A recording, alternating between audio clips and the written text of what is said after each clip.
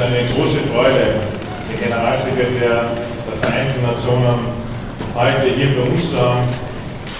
Österreich ist Sitz der Vereinten Nationen. Darüber sind wir stolz und dankbar. Wir haben eine ausgezeichnete Kooperation und werden diese auch weiter ausbauen.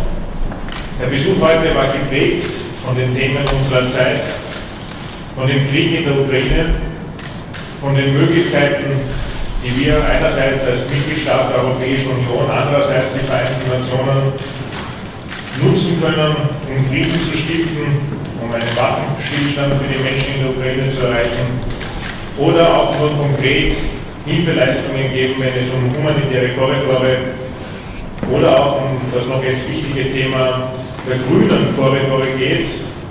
Da geht es um das Projekt, das geerntete Korn, Weizen, Mais, Ölsaaten in Millionen Tonnen aus der Ukraine herauszubringen, um die Welt auch mit zu ernähren. Das trifft vor allem Nordafrika, das trifft Pakistan, das trifft Indien. Das ist eine Aufgabe, die die Weltgemeinschaft tatsächlich gemeinsam stemmen soll und muss.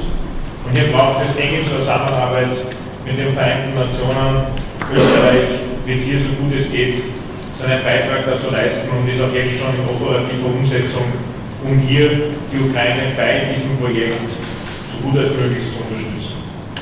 Wann immer es geht, steht Österreich auch an der Seite der Vereinten Nationen, der UNO an sich, wenn es bald darum geht, Menschen zu helfen. 8 Millionen Impfdosen sind in der Covid-Zeit gespendet worden.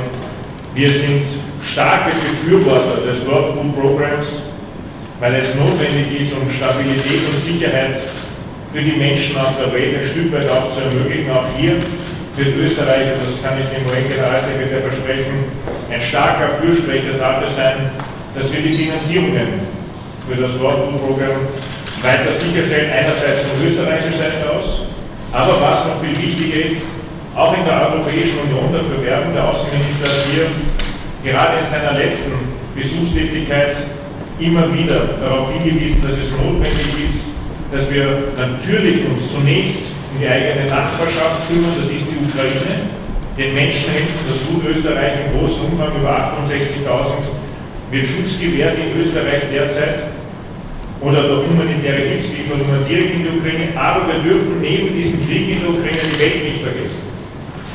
Wir dürfen die Flüchtlingslager in Libanon und Jordanien und in der Türkei nicht vergessen. Wir dürfen die Regionen, die von Armut bedroht sind, in Afrika und Asien nicht übersehen und wir haben die Verpflichtung, neben all dem, was wir tun, um der Ukraine zu helfen, auch in der internationalen Staatengemeinschaft und eben mit der Hilfe der Vereinten Nationen direkt und unmittelbar diesen Ländern in Not auch zu helfen, auch wenn unser europäischer Fokus derzeit gerade im Konflikt zwischen der Russischen Föderation und der Ukraine liegt.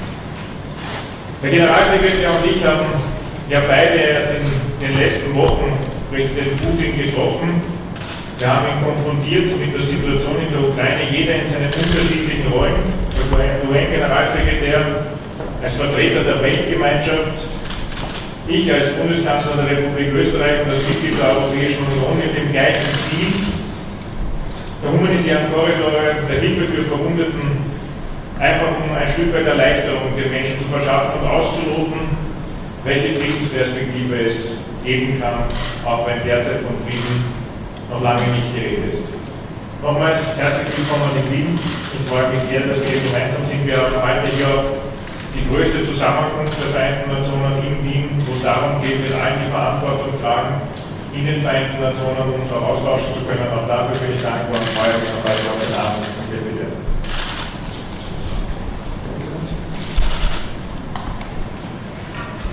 Chancellor Nihamov, ladies and gentlemen of the press, Honorable Minister. Dear Chancellor, I want to begin by expressing my deep gratitude for your country's generous support to the United Nations and unwavering commitment to multilateralism. And this support and commitment are more critical today than ever. We face multiple and interlinked global crises and the proliferation of conflicts, not least the Russian invasion of Ukraine, which is a violation of its territorial integrity and the violation of the Charter of the United Nations. I have been particularly concerned by strikes on urban centers and their impact on civilians, like we have just witnessed from Odessa. The war must end for the sake of the people of Ukraine, Russia, and the entire world. We need to build a world of respect for international law and the UN Charter. A world that protects civilians and offers them a peaceful future on a healthy planet. A world that advances human rights. A world where leaders live up to the values that they have promised to uphold. The United Nations remains intensely focused on ways to expand support for the people of Ukraine, saving lives, reducing suffering, and helping find the path of peace. We will keep pushing for a full-scale ceasefire, effective humanitarian corridors, and safe passage for civilians and life-saving supplies, building on what, together with the International Committee of the Red Cross and the parties, we are able to do in Mariupol. Meanwhile, we have mobilized to prevent the worst impacts of the war beyond Ukraine borders, including containing the spectre of regional escalation. I came here from Moldova, where I expressed my gratitude and solidarity for what the Moldovan people has done towards Ukrainian refugees in their hour of greatest needs. 95% of Ukrainian refugees are being welcomed by Moldovans in their homes. But Moldova is fragile and facing interlocking crises, from COVID-19 to security, from high inflation caused by skyrocketing prices of food and energy, to the blockage of its traditional trade routes, namely Odessa. In this context, I appeal to the international community and taking profit of being here with you. I appeal in particular to the European Union to provide massive support, including budget support, to help preserve Moldova's stability and pursue its ambitious reform agenda. We must also work together to protect refugees from human trafficking, gender-based violence, and other forms of abuse. I thank Austria for welcoming those fleeing violence in Ukraine, for your humanitarian assistance, those who depend the European Union and bilaterally, and for your support to UN action across the world.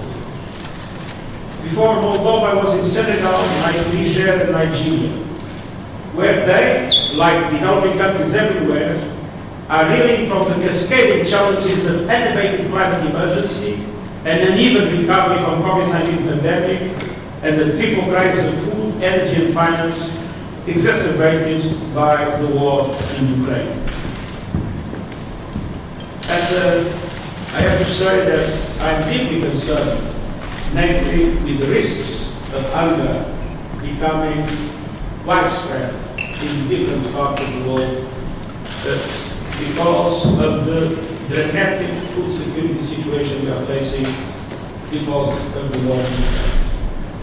It is my belief that independently of many other solutions that need to deal with the need to keep markets open, to avoid export bans, to do everything to interfere in the markets to keep prices as low as possible, I do believe that there is no solution for the problem without bringing back to the market the food production of Ukraine and the food and the fertilizer production of the Russian Federation and Belarus.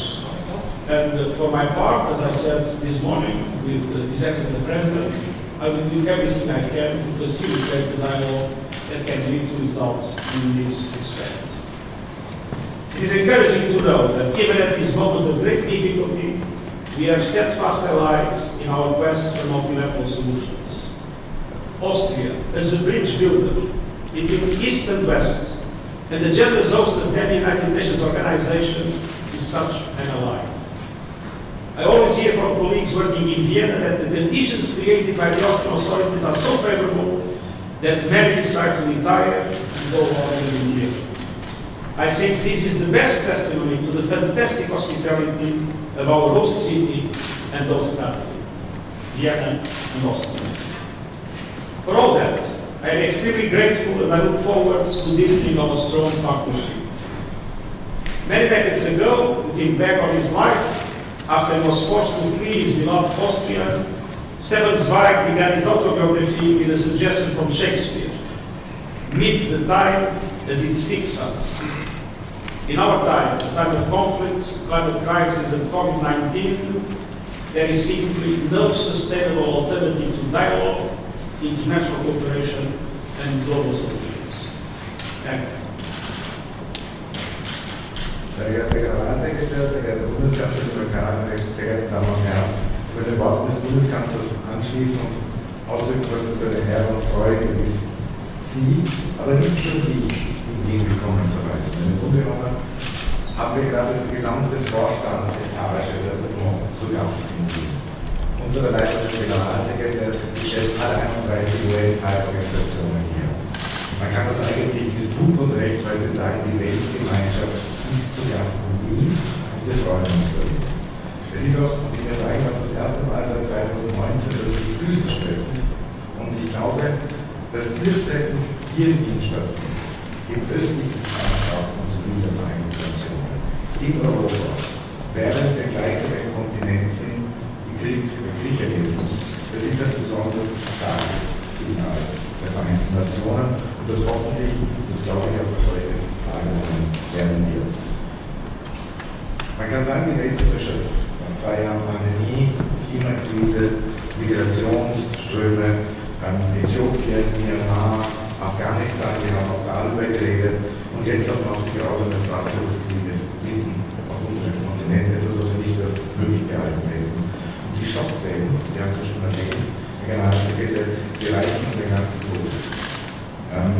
Stichworte Lebensmittelsicherheit, Energiepreise, Weizenpreise, Lieferung von Grundnahrungsmitteln, die einfach in Frage stehen. Und ja, auch wenn wir derzeit einen Konflikt in Europa haben, wir Europäer dürfen nicht eine eurozentrische Nabelschau verfahren. Wir müssen auch sehen, dass diese Krise weltweit anrichtet und müssen entsprechend handeln. Ich glaube, hier hat die westliche Gemeinschaft und insbesondere die Europäische Union eine besondere Aufgabe und Verantwortung. Sie haben Moldau erwähnt, oder selber dort mit meinen tschechischen und slowakischen Kollegen. Und seien sich vergewissert, dass dies etwas sehr hoch oben auf unserer Agenda steht, sowie auch die möglichen disruptiven Auswirkungen am Westbalkan oder im Südkaukasus. Aber eines muss uns klar sein, bei all diesen Krisen, die wir momentan erleben, und das sage ich jetzt ganz bewusst, und das ist eine alte russische Politik, die Antwort kann immer noch eine gemeinsame. Wir müssen auch zur Kenntnis nehmen, dass der Angriffskrieg der Russen oder der Ukraine in Wirklichkeit ein Angriff ist auf die UN-Charta, auf die Fundamente dessen, was nach dem Zweiten Weltkrieg 1945 aufgebaut wurde. Den Respekt des souveränen Reiches, das Gewaltverbot. Und ich glaube, wir sind alle aufgerufen, dieses internationale System in der UNO im Herzen zu beteiligen.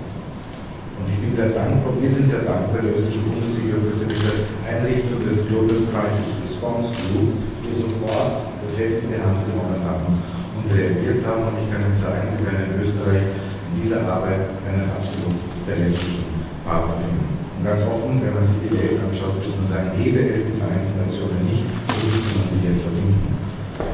Und ich sage vielleicht auch noch kurz in die Geschichte zurückgehen. Nur wenige Monate, nachdem wir unsere volle Souveränität erlangt haben, war der erste außenpolitisch bedeutsame Schritt des Landes der UNO beizutreten. Und seit damals ist der Einsatz für effektiven Multilateralismus ein Eckstein, eine Konstante der österreichischen Außenpolitik. Da geht es um unsere eigene Sicherheit und quasi brutal gesagt unser Überleben. Und wir sind jetzt genau davon, die nächsten Jahre und Jahrzehnte werden für Österreich diesbezüglich sehr schwierig sein. Und ja, wir haben allein wegen der 1960 über 100.000 Rollhände in UNO-Missionen. Wir sind sehr stolz, eines der 4 Hauptquartiere der UNO zu haben und aus dem wesentliche Impulse für Sicherheit und Nachhaltigkeit ausgeht. Und ich darf die Gelegenheit, vielleicht müssen wir das vorher schon gemacht, gemeinsam mit dem Bundeskanzler, dass ich ankündigen kann, dass Österreich als Sitzstaat die Kosten für die notwendige Erneuerung des Amtssitzes übernehmen wird. Das sind so 30 Millionen Euro. Das ist wohl investiertes Geld. Das ist eine Investition in die Zukunft. Investition in die Zukunft der UNO, in eine Investition in die Zukunft unseres Amtssitzes. Man darf nicht vergessen, das ist etwas, was zu Vielfalt beiträgt, was zu unserer Sicherheit beiträgt und letztlich auch, diese wirklich nicht besteigen, auch ein wesentlicher wirtschaftlicher Faktor ist in der Stadt, in Wien und in Ostösterreich. Und ich hoffe, Sie haben es erwähnt, das ehrt uns sehr. Wir hoffen, dass noch viele, viele Generationen an Kunden und Mitarbeitern sich wohlfühlen und wir hätten auch nicht vergeben, wenn man ein mehr nach Österreich kommt. In dem Sinne danke ich Ihnen für das Vertrauen. Ich kann Ihnen noch abschließend sagen, zählen Sie weiter auf uns. Danke, Herr Außenminister. Aus Zeitgründen ziehen wir diese Fragen zusammen. Zuerst Thomas Schmidt-Abert und Peter Fritz-Wolf. Hintereinander wird er gemeinsam beantworten. Danke. Herr Generalsekretär, Herr Bundeskanzler, Sie haben beide die Notwendigkeit von Korridoren, sowohl humanitäre Korridore als auch Korridore für die Lebensmittel-, Nahrungsmittelversorgung und den Transport dieser Güter angesprochen. Können Sie uns sagen, finden derzeit Gespräche statt? Stehen Sie noch irgendwie im persönlichen telefonischen Kontakt mit dem russischen Präsidenten? Wo werden diese Gespräche geführt und was kann man sich in maximaler Zukunft erwarten? Herr Bundeskanzler, Herr Generalsekretär, Sie waren ja beide in Moskau und in Kiew. Für wie sinnvoll halten Sie nachträglich Ihre Besuche bei Wladimir Putin und Herr Generalsekretär, für wie sinnvoll halten Sie es, wenn möglichst viele Staatsrepräsentanten nach Moskau fahren? Halten Sie es eher für einen Vorteil, wenn Sie als multilateraler Repräsentant das tun?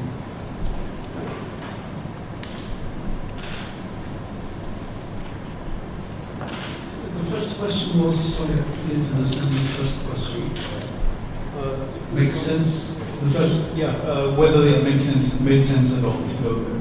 Yeah, for both of you.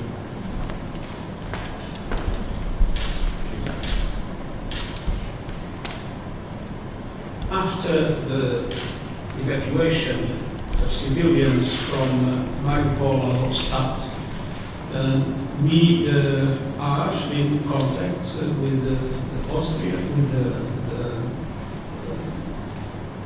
Ukrainian and the Russian authorities in order to multiply the initiatives similar to this. These contacts are going on. Our policy was, if you remember, we only announced each of the evacuations after it was completed. There have been many spoilers in relation to this issue, and we will not be helping spoilers. So we will do more operations of the same kind, I'm sure, but we will keep them not public until they are completed, as we have done with the Mariupol operation. And at the same time, I've been in intense contacts both with the Russian Federation, with Ukraine, with Turkey, and with several other key countries in order to try to address seriously the problems of food security. But once again, I do not intend to make public any of the initiatives I'm having until they produce a result.